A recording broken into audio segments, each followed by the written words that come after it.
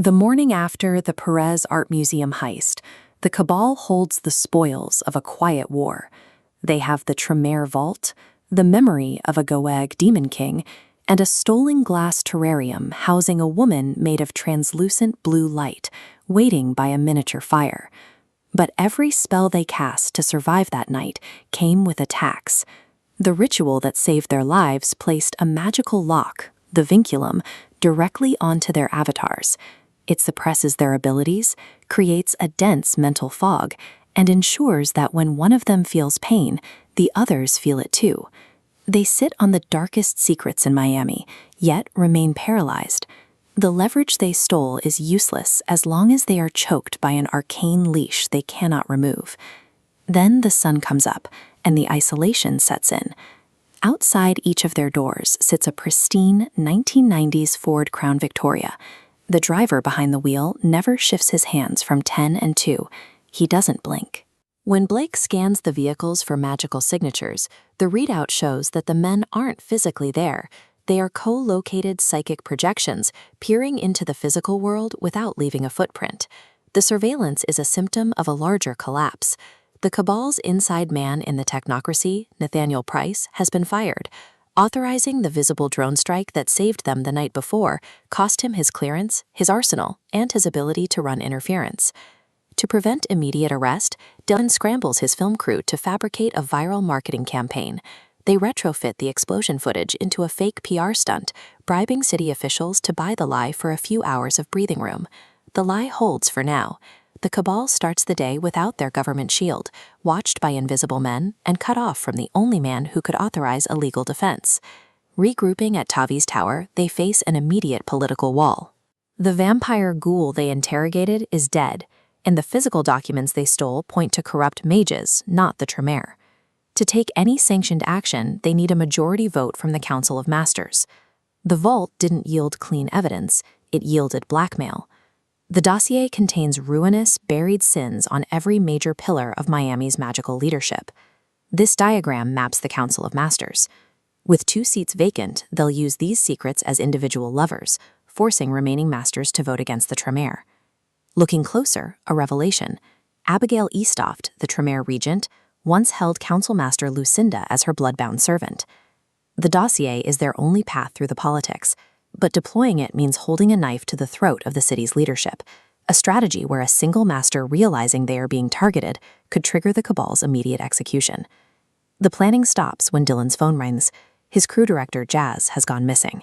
They track her to a pristine administrative building on a university campus, abducted into a legitimate-looking scholarship program run by the vampires. Dillon infiltrates the clinic by wearing the dead.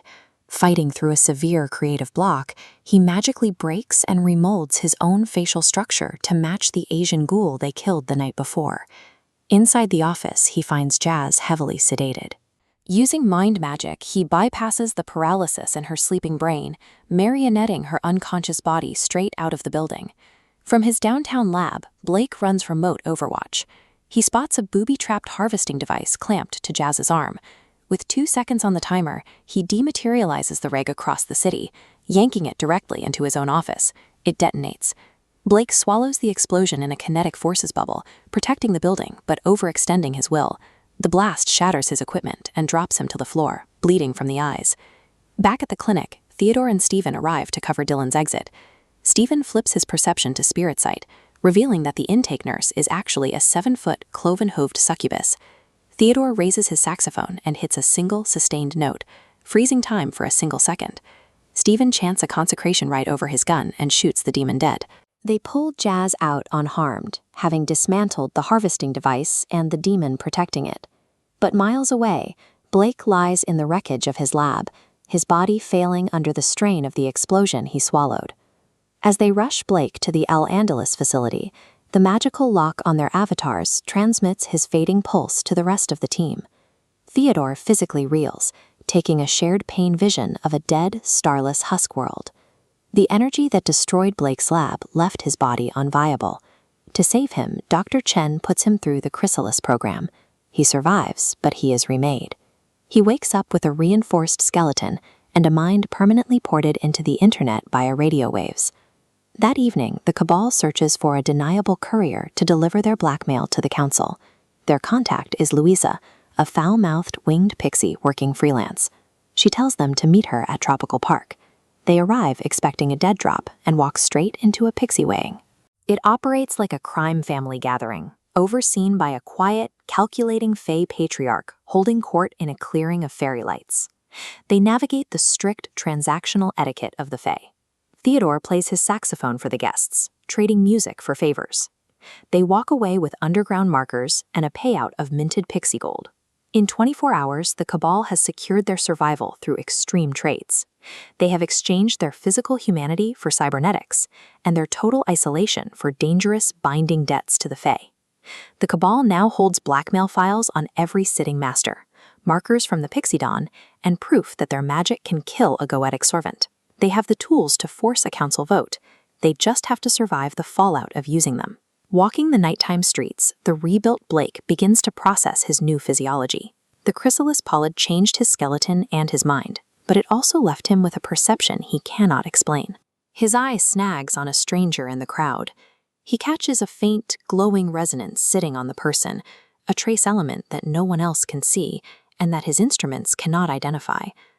Back in the dark of the lab, the blue woman in the terrarium sits quietly by her fire, still waiting. The Cabal has seized the levers of power, but the deepest mysteries of this war are just beginning to surface.